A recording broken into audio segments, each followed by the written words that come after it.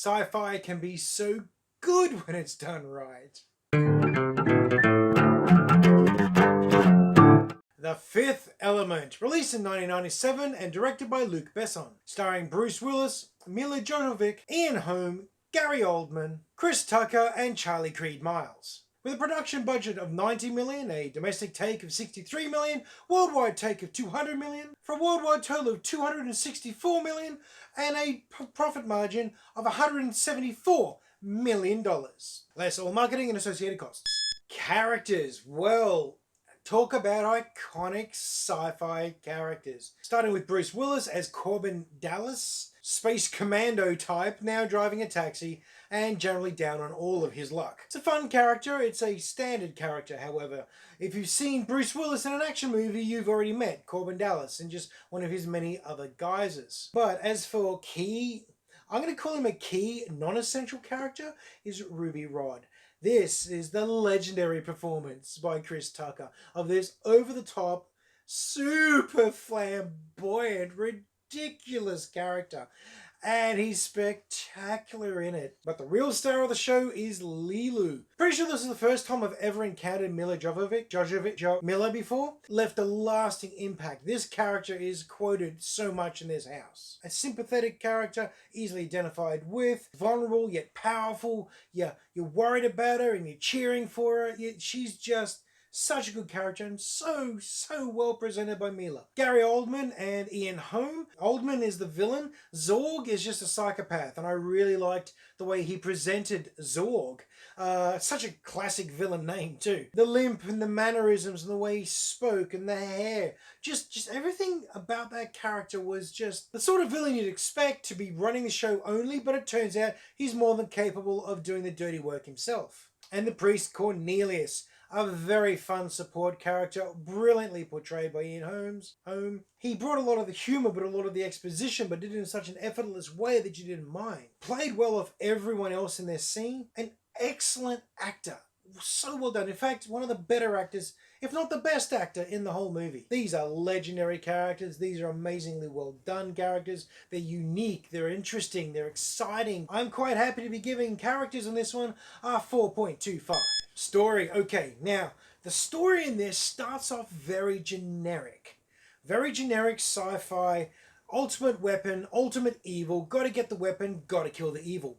Really simple. It then gets super complicated in a really fun way. They lose the ultimate warrior with the ultimate weapon to begin with. Then they get him back, but he turns out to be a she, and that's where the fun begins. She's incredible. Fast, smart, strong, very dangerous, but yet very vulnerable. And that plays into the rest of the story as they're now on the chase for the stones. Gotta get the stones so you can use the ultimate weapon to kill the ultimate evil. And the stones are basically this MacGuffin that everyone's after now. You've got so many people chasing it, from so many different angles chasing it. There's like, 4 different misdirects in here. And all of them are so expertly woven into the overall storyline. You want it to keep happening. You want to see these characters react to more and more false leads. It's just too good. And you don't want it to overstay its welcome, but at the same time, are you enjoying the ride? It's really nicely done. And the way that no matter what happens, there's always a next level problem.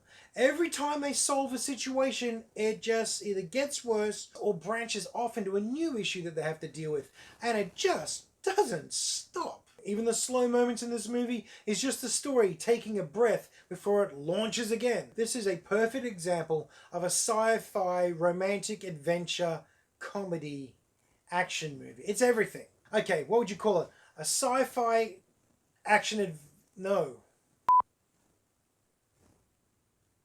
Sci-fi romantic comedy? Sci-fi action adventure romance? Don't know, it's all of them to be honest, it's everything at once. It's quite excellent, and as a result, story in this, quite happily, gets another 4.25.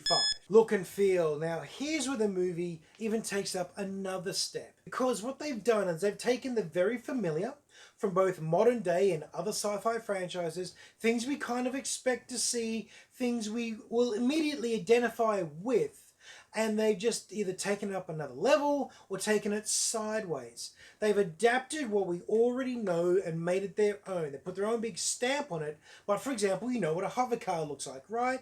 Right, well, they've got their own design. You know what a police uniform looks like, but they've adapted that again. You know what I mean? They just keep adapting what we already know, making it fresh and new, and then delivering it to us in such a well-designed manner. It's visually a feast. There's so much to look at and so much to enjoy every viewing. Just the way they do their writing, or the way they have a light set up, or the way the mail drops in, or details about the cigarettes they smoke. There's so many layers of detail in this. Combine that with the brilliant use of music, unexpected musical choices for a chase scene or a fight scene, beautiful operatic sequence in this movie. That's great. That's a highlight of the whole film, and they stay on that for quite some time. A couple of things I really want to point out. One, this idea for your wandering restaurant, that's fantastic. You literally order out and it comes to you and cooks at your window.